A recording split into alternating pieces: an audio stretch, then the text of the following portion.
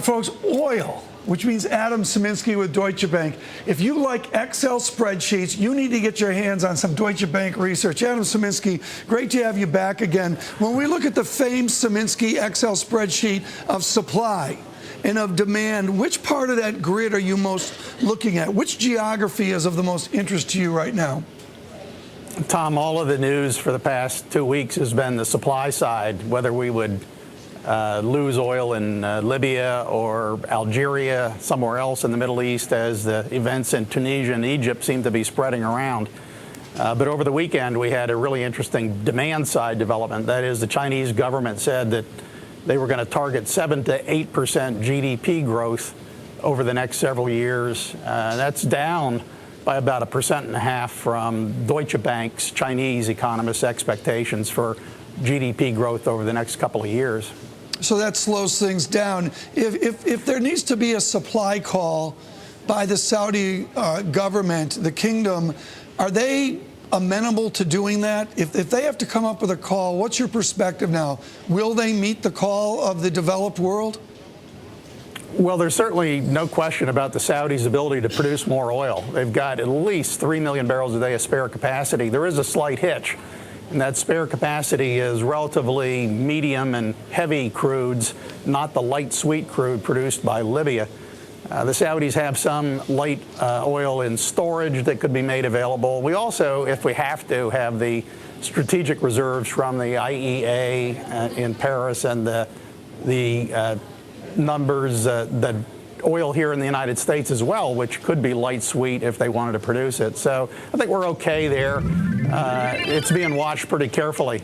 The demand side implication is if China slows, that's going to slow down demand for oil and commodities in general, but it doesn't really seem that way to us.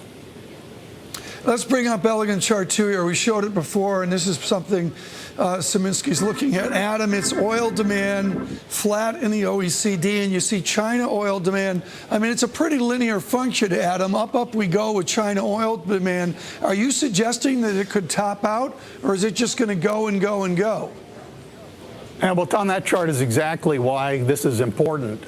China's oil demand was up about 1 million barrels a day last year. This year it should be about 500,000 barrels a day. So in 2010 there were some extraordinarily high numbers on other issues beyond just GDP.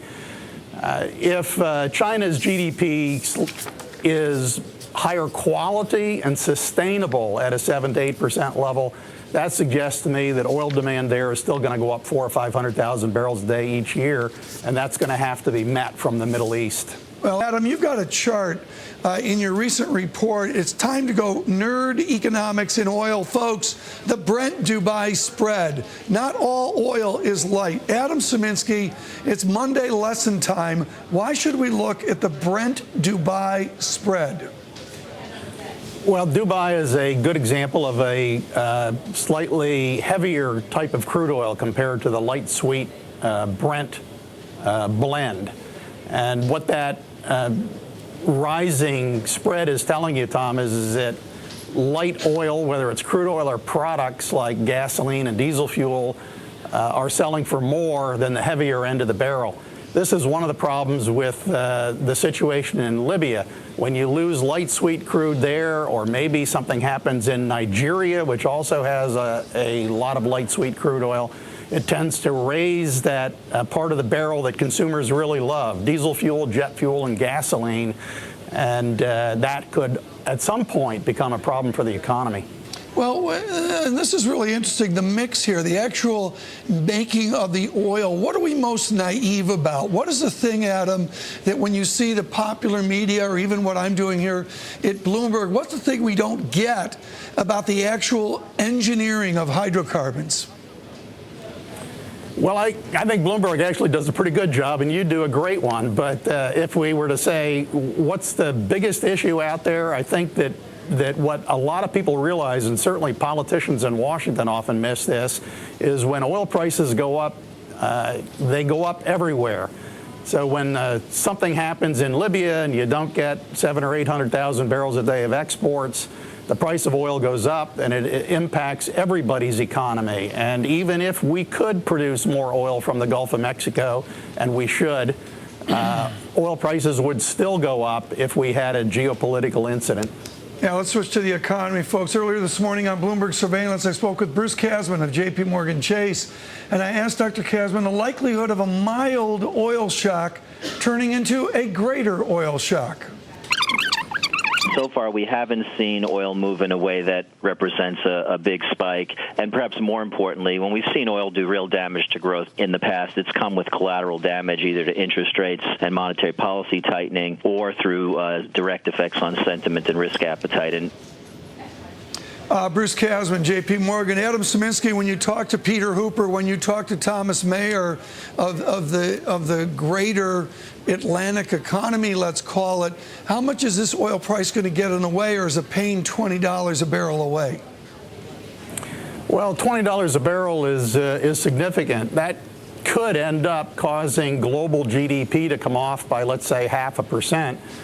Joe Livornia, our U.S. economist, has looked at the U.S. figures, and he thinks that with what's already happened to gasoline, we're probably looking at a 0.2 percentage points downward impact on U.S. GDP. So big enough to measure, not big enough to derail anything at this point. Do you have a tipping point for a gallon of gasoline? I know you do. Do you want to tell us what it is?